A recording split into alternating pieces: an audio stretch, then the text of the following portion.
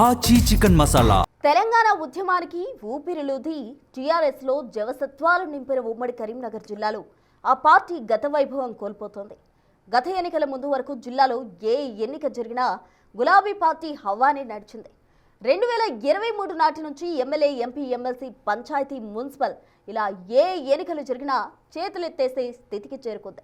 దాంతో ఆ జిల్లా గులాబీ శ్రేణుల్లో తీవ్ర నిరాశ కనిపిస్తూ పార్టీ నైరాశ్యంలో కొట్టుమిట్టాడాల్సి వస్తుంది. ఆ క్రమంలో కరీంనగర్ జిల్లాలో పార్టీ ఇక కోలుకునే ప్రసక్తే లేదా, క్రమక్రమంగా కనుమరుగవ్వాల్సిందేనా అన్న సందేహాలు బీఆర్ఎస్ క్యాడర్ను పట్టి పీడిస్తున్నాయట. అసలు ఒకప్పుడు జిల్లాలో రాజసం వెలగబెట్టిన బీఆర్ఎస్ అంత దయనీయంగా ఎందుకు మారింది? గులాబీ పార్టీకి తెలంగాణ ఉద్యమ సమయం నుండి ఊపిరులూది అండగా నిలిచింది ఉమ్మడి కరీంనగర్ జిల్లా. ప్రత్యేక రాష్ట్ర ఉద్యమం తీవ్రతరమవుతోన్న సమయంలో ఉమ్మడి ఆంధ్రప్రదేశ్ లో కరీంనగర్ జిల్లా నుంచి టీఆర్ఎస్ తరపున ఎక్కువ మంది ఎమ్మెల్యేలను గెలిపించి తమ ప్రత్యేక జిల్లా కాంచెను చాటుకున్నారు జిల్లా ప్రజలు. అందుకే మాజీ ముఖ్యమంత్రి గులాబీ బాస్ కేసీఆర్ కరీంనగర్ జిల్లాను సెంటిమెంట్ గా భావిస్తుంటారు. టీఆర్ఎస్ ఆవిర్భావం తరువాత 2004 ఎన్నికల్లో ఆయన కరీంనగర్ ఎంపీగా గెలిచి యూపీఏ ప్రభుత్వంలో కేంద్ర మంత్రి అయ్యారు. తరువాత కాంగ్రెస్ తో విభేదించి 2006, 2008 ఉప ఎన్నికల్లో కరీంనగర్ లోక్సభ స్థానం నుంచే మరో 2 సార్లు విజయం సాధించగలిగారు. ఉద్యమ పార్టీగా ఉన్న టీఆర్ఎస్ ను ఆదరించి తనను ఎంపీగా గెలిపించిన కరీంనగర్ పై తనకున్న సెంటిమెంటును కేసీఆర్ ఎన్నోసార్లు బహిరంగంగానే చెప్పుకున్నారు. ఉద్యమంలో కావచ్చు, అధికారంలో ఉన్న సమయంలో కావచ్చు, ఏ శుభకార్యం మొదలు పెట్టాలన్నా అది కరీంనగర్ జిల్లా నుంచే మొదలు పెట్టేవారు. దానికి తగ్గట్లే ఉద్యమ సమయంలోనూ తరువాత 2 సార్లు అధికారంలో ఉన్నప్పుడు ఏ ఎన్నికలొచ్చినా కరీంనగర్ జిల్లా వాసులు గులాబీ పార్టీకే పట్టం కడుతూ వచ్చారు. తెలంగాణ రాష్ట్రం ఏర్పడ్డాక జరిగిన 2014, 2018 ఎన్నికల్లో కరీంనగర్ జిల్లాలోని 13 అసెంబ్లీ స్థానాలను కాంగ్రెస్ నుండి ఒక్క ఎమ్మెల్యేనే గెలిచారంటే ఆ పార్టీ హవా ఎలా కొనసాగిందో అర్థమవుతుంది. ఇక 2018 వరకు జిల్లాలోని 3 ఎంపీ స్థానాలు వారివే.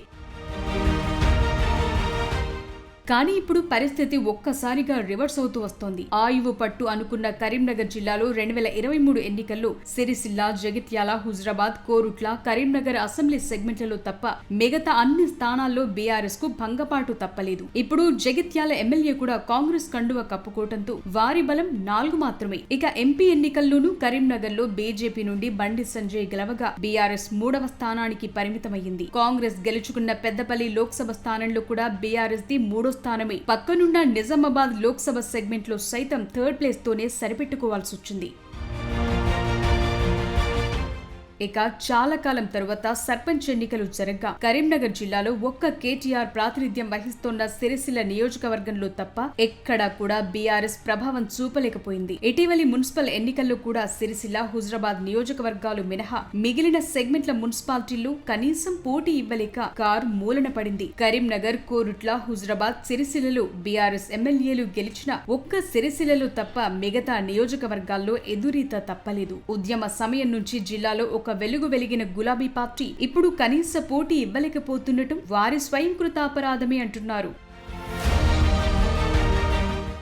సర్పంచ్, మున్సిపల్ కార్పొరేషన్ ఎన్నికల్లో అధికారంలో లేకపోవడంతో బీఆర్ఎస్ ముందే చేతులెత్తేసింది. కేటీఆర్ ఎమ్మెల్యేగా ఉన్న ఒక్క సిరిసిల్ల నియోజకవర్గంలో తప్ప ఎక్కడా కూడా గులాబీ శ్రేణుల్లో సీరియస్నెస్ కనబడలేదు. సిరిసిల్లలో నెల రోజుల ముందు నుండే సమీక్షలు, సమావేశాలు నిర్వహించారు కేటీఆర్. సిరిసిల్ల మున్సిపాలిటీని ఎలాగైనా తమ ఖాతాలో వేసుకోవాలని వాడవాడలా తిరిగారు. ఎప్పుడూ లేంది ఇంటింటికి తిరిగి ఓటడిగారు. ప్రచార సమయంలో కేటీఆర్ కు కొన్ని సందర్భాల్లో ప్రతికూల పరిస్థితులు ఎదురైనా అభివృద్ధి చేసి ఆయనే కదా అని మరోసారి సిరిసిల్ల ఓటరు బీఆర్ఎస్ ను కరుణించాడంట.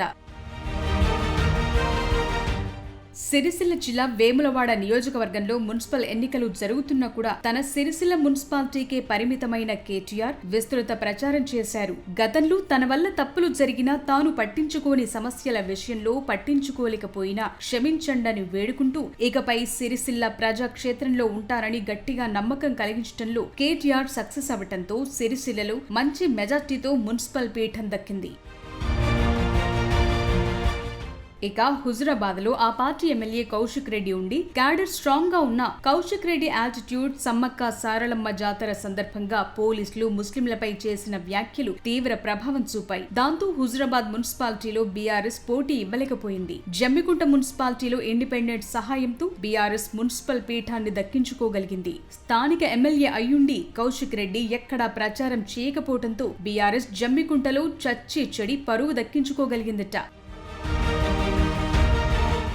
కరీంనగర్ కార్పొరేషన్ లో వరుసగా 2 సార్లు మేయర్ పీఠం దక్కించుకున్న కార్ పార్టీ ఈసారి 3వ స్థానానికి పరిమితమైంది. అది కూడా కరీంనగర్ ఎమ్మెల్యే గంగుల కమలాకర్ ఇమేజ్ కారణంగానే కరీంనగర్ లో బీఆర్ఎస్ ఉనికి చాటుకోగలిగిందంటున్నారు. గత ఎన్నికల్లో కరీంనగర్ లో బీజేపీ కాంగ్రెస్ లకు సింగిల్ డిజిట్ కార్పొరేటర్లుంటే ఈసారి బీఆర్ఎస్ సింగిల్ డిజిట్ కి పరిమితం అవ్వాల్సి వచ్చిందంటే ఆ పార్టీ ఎలాంటి స్థితిలో ఉందో అర్థమవుతోంది.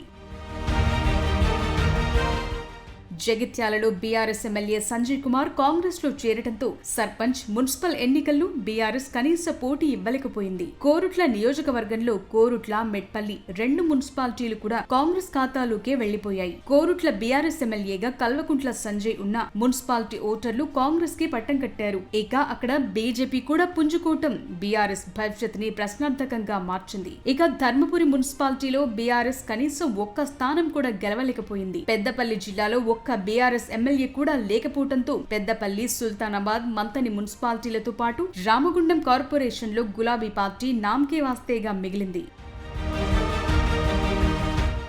మొత్తానికి ఉమ్మడి కరీంనగర్ జిల్లాలో జరిగిన మున్సిపల్ ఎన్నికల్లో బీఆర్ఎస్ పూర్తిగా చేతులెత్తేసింది. ఇప్పటికీ అన్ని నియోజకవర్గాల్లో కేసీఆర్ అభిమానులు, ఉద్యమకారులు పెద్ద సంఖ్యలో ఉన్నా ఆ పార్టీ అధికారంలో ఉన్నప్పుడు వలస నేతలకు ప్రాధాన్యత ఇచ్చింది. అలాంటి వారంతా అధికారం పోయాక కార్ దిగి హస్తం నీడకు చేరిపోయారు. గులాబీ పార్టీలో నికార్సైన ఉద్యమకారులు మిగిలిపోయారు. వారిని అధికారంలో భాగస్వాముల్ని చేయకపోవటం, ఎలాంటి పదవులు వారికి దక్కకపోవటంతో వారు తీవ్ర అసహనంతో కనిపిస్తున్నారు. మరిలాంటి పరిస్థితుల్లో బీఆర్ఎస్ కు పూర్వ వైభవం సంగతేమో కానీ కనీసం మనుగడ కొనసాగించాలంటే చాలా విషయాల్లో మార్పు రావాలన్న అభిప్రాయం వ్యక్తమవుతోంది.